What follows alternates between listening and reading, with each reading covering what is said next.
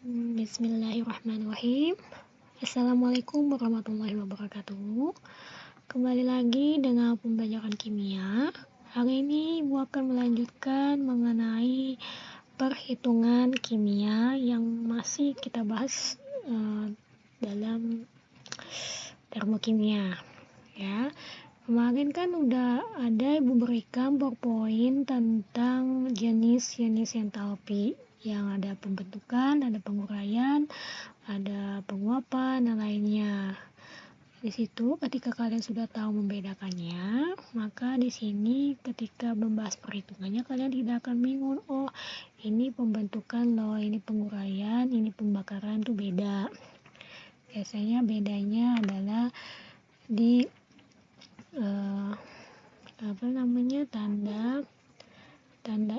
tanda apa sih namanya, fasenya membedakannya. Fase pembentukan kan akan beda dengan penguraian, dan beda lagi kalau misalnya reaksi pembakaran dan lainnya. Hari ini kita akan bahas lebih ke perhitungannya. Itu juga berkaitan dengan jenis-jenis entalpi. Kemarin kan perhitungannya juga udah yang berdasarkan kalorimeter. Ini perhitungan ini akan Ibu bahas langsung ketiga cara lainnya. Itu kan seharusnya ada yang 4 yang akan kita bahas, yaitu berdasarkan kalorimeter, udah Ibu bahas.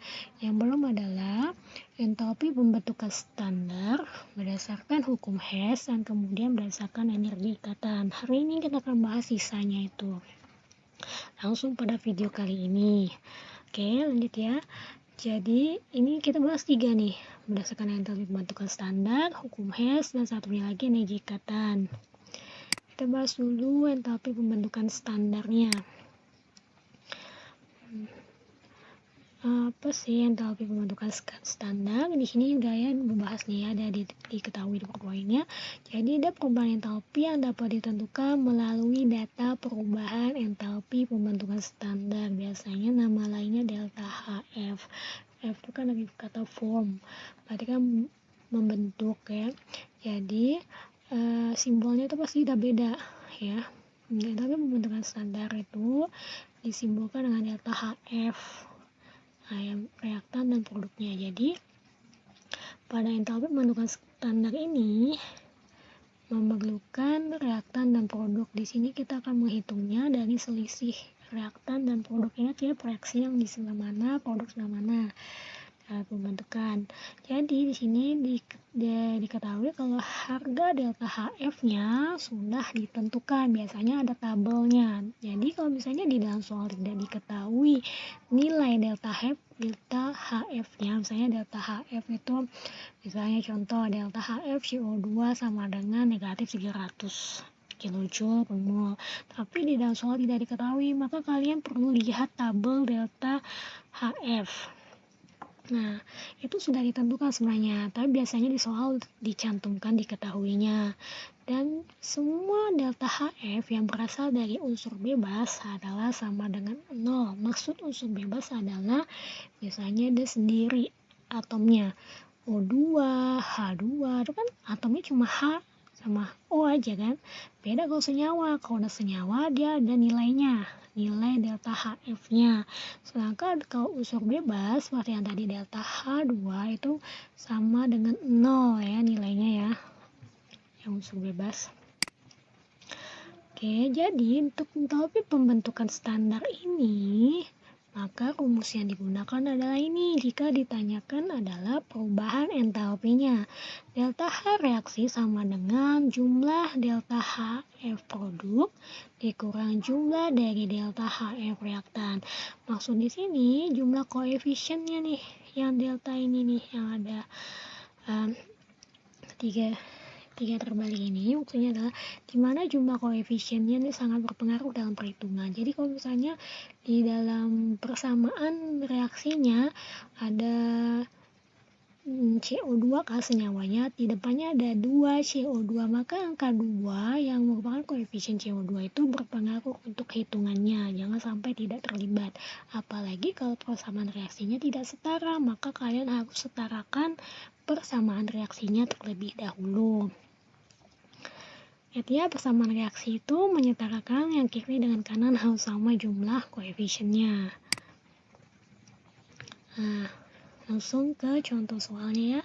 Ini contoh soal yang biasanya umum ya, yang Ibu kasih ini adalah contoh soal yang umum biasanya muncul pada saat pengerjaan soal atau latihan soal atau di soal-soal ujian. Yang paling umum muncul adalah seperti ini. Contoh soalnya, tentukan perubahan entalpi pada reaksi antara karbon monoksida dengan hidrogen. Kalau biasanya di soal itu ada diketahui senyawanya dan tidak. Ini Ibu tambahkan lagi versi Ibu. Jadi Ibu tambahkan senyawanya biar kalian paham. Karbon monoksida atau CO dengan hidrogen itu H2 ya, untuk menghasilkan senyawa metanol. Metanol itu nama lain, nama rumus kimianya CH3OH. Ingat biasanya di soal tidak diketahui. Jika diketahui ini delta HFCO-nya ini sudah ada diketahui kan, negatif 111 kJ per mol. Ini kilojoule per mol ya satuannya. Ini delta HF-nya 0 karena ada unsur bebas. Ingat kalau unsur bebas 0. Delta HFCH3OH-nya ini. Biasanya di soal ini ada yang tidak diketahui, ada yang diketahui ya. Karena ini sudah ada harga nilai delta HF masing-masing senyawa atau unsur bebas tersebut.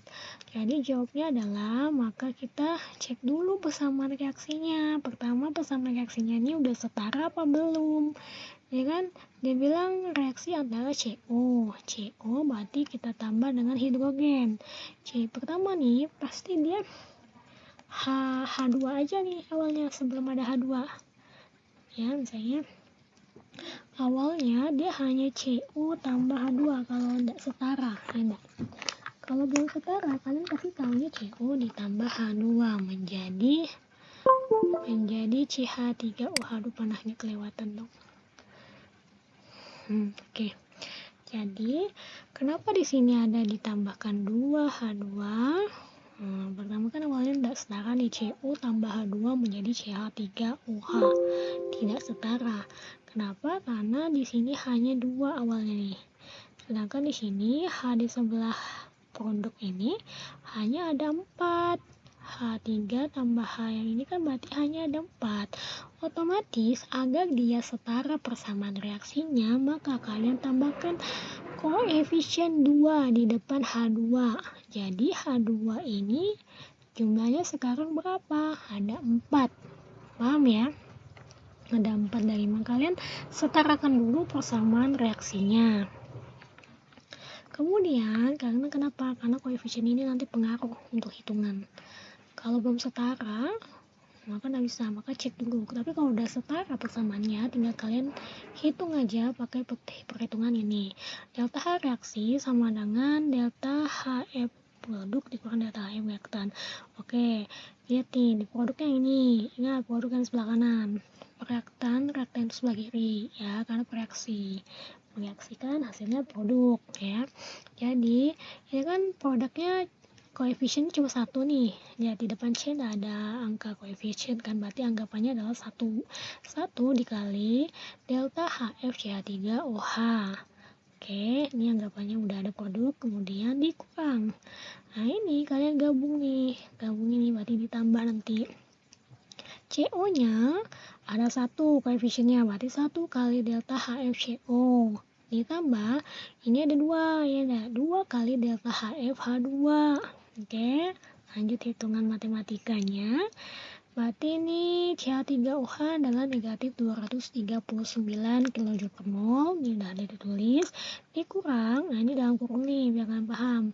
Negatif 111 milik CO, 111 milik CO ditambah 0. Ingat 2 kali 0 tetap 0. Langsung bebasnya kan 0. Oke. Makanya nanti di sini tinggal kalian hitung matematikanya dong. Nah, hitung matematikanya ingat. Yang duluan yang mana? Yang duluan adalah yang ini dulu kalian hitung. Nah, yang digabung ini. Oke. Negatif 111 tambah 0 berarti kan masih negatif 111, nanti berarti negatif 239 dikurang negatif 111. Oke, menjadi berapa? Jadi hasilnya adalah kan dia ini Celsius itu ya, hasilnya kan negatif 239 dikurang negatif 100. Oke, berarti di sini adalah hitungannya negatif 128 kilojoule ya. Oke. Nah, itu bisa kalian tambahkan negatif 128 kilojoule per mol berdasarkan satuan ini. Oke. Lanjut ya. Hitungan matematikanya pasti nggak perlu dibahas lagi. Kita lanjut ke perhitungan berdasarkan hukum Hess. Oke, ini perhitungan berdasarkan hukum Hess berbunyi seperti ini. Kalau reaksi pada suatu reaksi tidak bergantung pada jalannya reaksi, tetapi hanya bergantung pada keadaan awal dan keadaan akhir reaksi. Nah, jadi anggapannya adalah misalnya kalau biasanya ada berdasarkan siklus atau diagram siklus seperti ini ataupun diagram biasanya itu masuk ke hukum Hess. Pernah kan ibu lihat kan diagram tingkat energi itu juga bisa masuk ke perhitungan hukum Hess sebenarnya, asalkan kalian perhatikan tanda panahnya. Nah, ingat ya, ini A seperti kalian berjalan ya, misalnya kalian ingin ke C, kalian bisa melalui dua cara kan. Misalnya kalian bisa kalau mau nggak pengen ada jalan-jalan belok, kalian bisa lewat cara yang ini, A langsung ke C, nyampe nih lurus nih. Nah, ini sama aja kalau kalian lewatnya melalui jalan yang berbelok. Ingat ya, ini nih ibarat jalan. Kalian mau pilih jalan lurus atau jalan yang berbelok, yang banyak belokan. Nah, yang mana biasanya tuh kalian pilihnya, mana ya yang mungkin lebih cepat ya. Kalau misalnya enggak ada, biasa kan ini jalan raya nih, anggapannya jalan yang penuh juga. Kadang jalan raya kan kadang lebih macet, sedangkan ini biasanya jalan yang banyak belokan adalah jalan-jalan gang-gang kecil. Padahal sama aja, tujuan kita adalah ke ini, ke tujuan C. Jadi anggapannya seperti ini. Maka ini cara satu sama aja kan, ini kalau jalannya lurus tidak ada hambatan kalian sampai ke C. Nah, ini A ke C melewati B. Paham?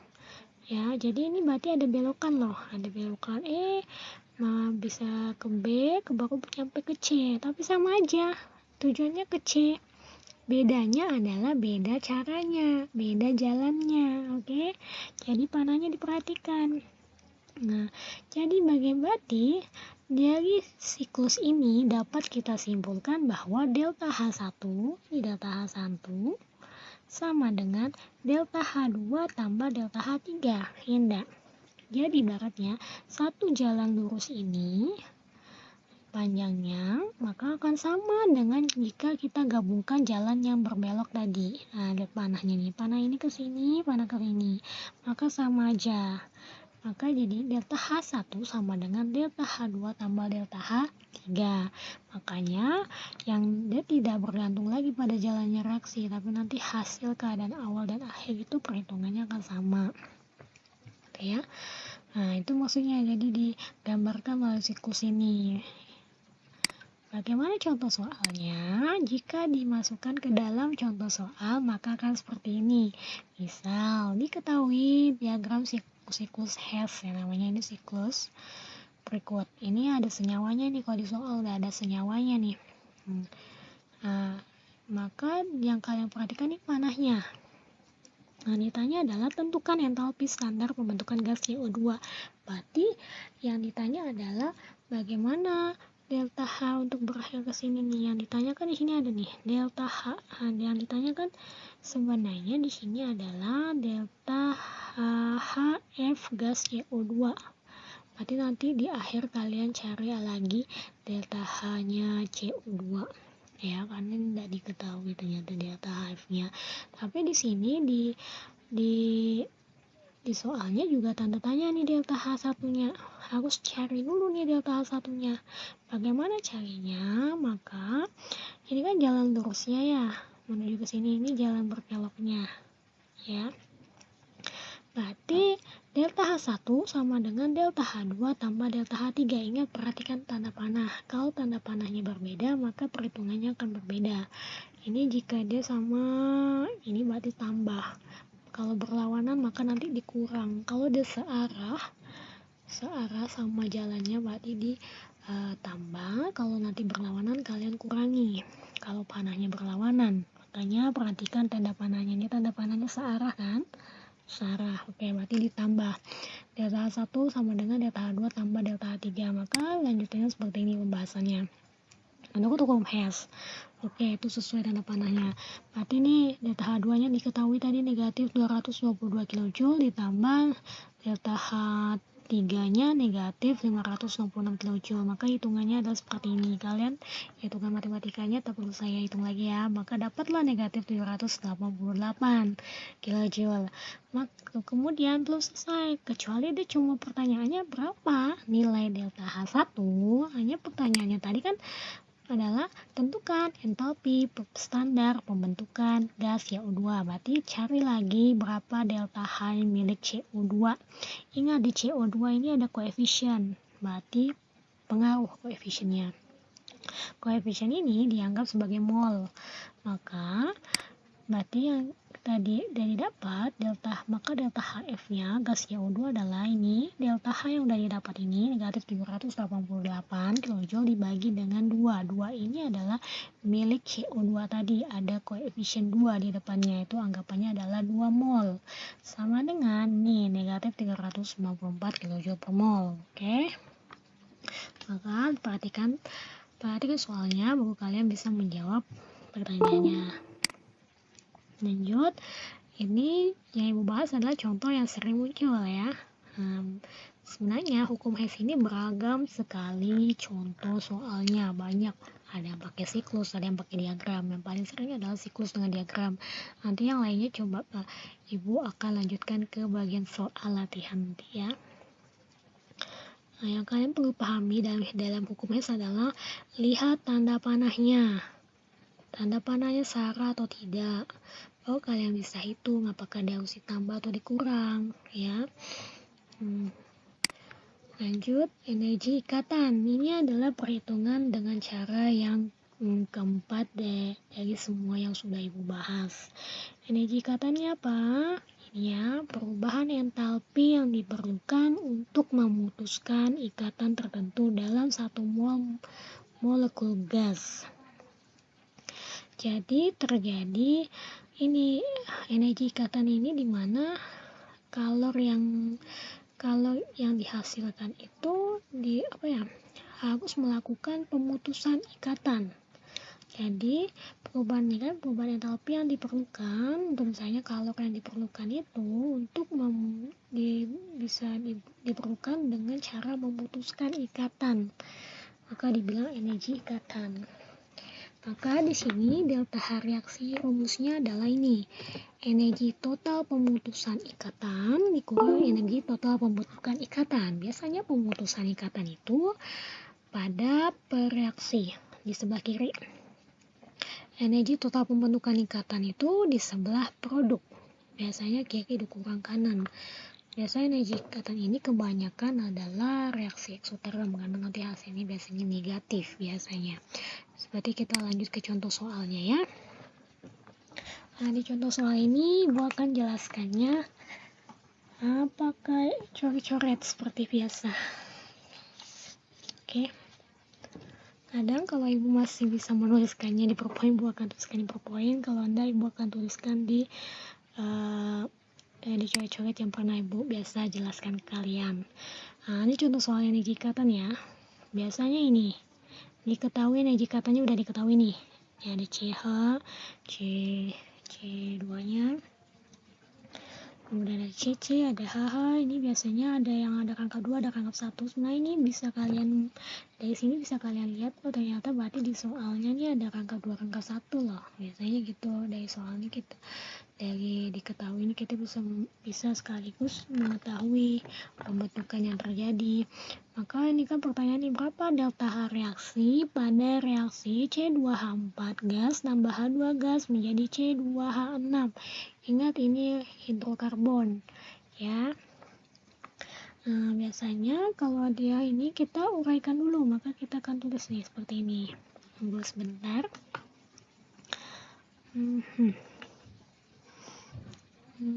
Mana ya, di sini. Seharusnya aku pakai ini ya, pakai ini.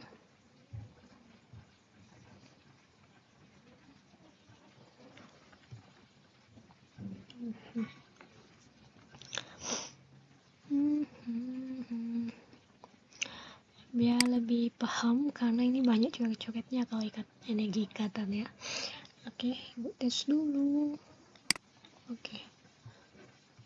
Tadi energi ikatannya diketahuinya tadi kan misalnya pakai reaksi apa nih?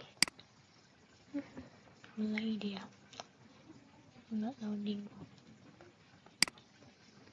Why.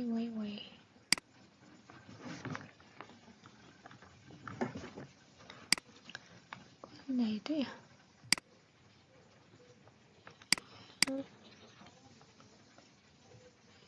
Kenapa ini? C2 kan? Wah, ini loading nih.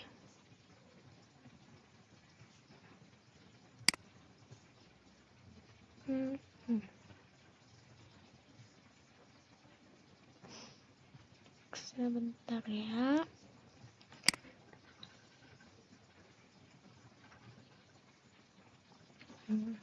Oke, kita coba lanjut. Tadi Ibu pause sebentar karena ngetes alatnya apakah berjalan dengan baik. Sketchnya. Oke, tes dulu ya. Oke. Nah, tadi kan di energi ikatan contoh soalnya kan dimana delta H reaksi C2H4 tambah H2 menjadi C2H6. Ini fokuskan ini dulu nih. Oke.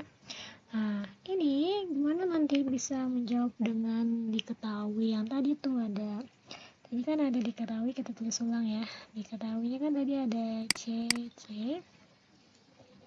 Ini nilai CC berapa tadi ya? Ibu ada salin bentar. 607. Ini yang diketahui tadi CH-nya ada 415. Kemudian C yang rangkap satunya nilainya 348. Hanya di sini ada bernilai itu berdasarkan tadi ya di soalnya diketahui tadi. Oke, ini kan satuannya udah pasti kilojoule per mol. Biar enggak panjang Bu tulis di sini. Oke, langsung ini gimana caranya biar kalian bisa menjawab, biar lebih paham kalian putuskan ikatannya dulu, kalian pecah seperti kalian belajar hidrokarbon C2H4. Otomatis kalau C2H4 maka ada rangkap 2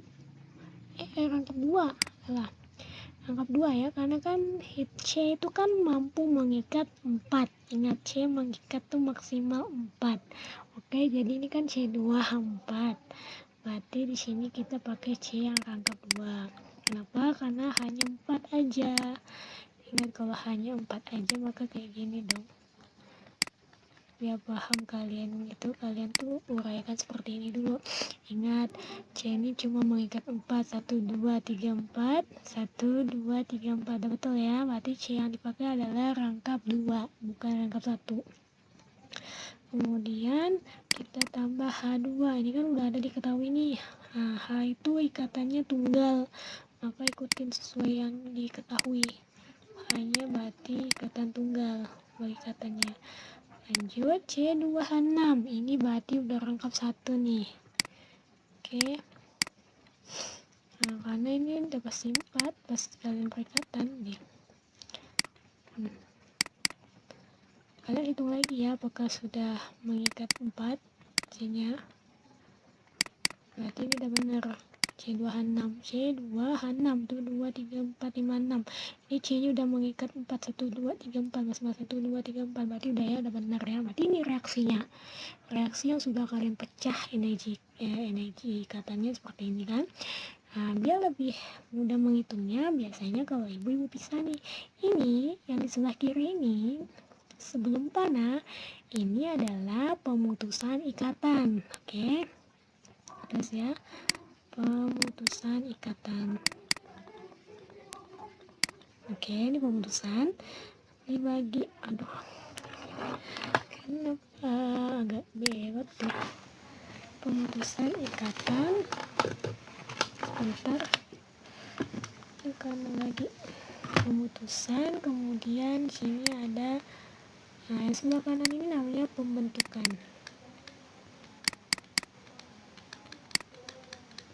Ya, kode energi ikatan seperti itu ya, karena dia kan perubahan entalpi yang diperlukan untuk memutuskan ikatan. Jadi reaksi ini sebelum tanda panah ini namanya pemutusan ikatan menjadi pembentukan ikatan. Oke, nah, pemutusan ikatan kalian lihat nih, C-nya ada berapa? Sepasang kan, cuma satu, berarti 1 dikali C. Oke, nah, kita hitungkan dulu deh. Ini ada CH nya berapa? Jadi yang sepasang ini diperhatikan CH-nya. Ada 1, ada 1 pasang, 2, 3, 4. Ada 4 pasang CH. 4 dikali CH. Kemudian hanya ada 1 pasang. Oke, 1 dikali. Jadi banyak jumlahnya pasangan ikatannya itu juga kalian masukkan. Kemudian yang pembentukan ada C-nya berapa? C langkah satunya ada 1 pasang, 1 dikali CC. Kemudian CH-nya ada berapa? 1, 2, 3, 4, 5, 6. Berarti 6 dikali CH. Berarti ini kalian masukkan angkanya. Angka ini kan ada nih, berarti CC ini ada 607 ya. 1 kali 607, tetap 607 dong.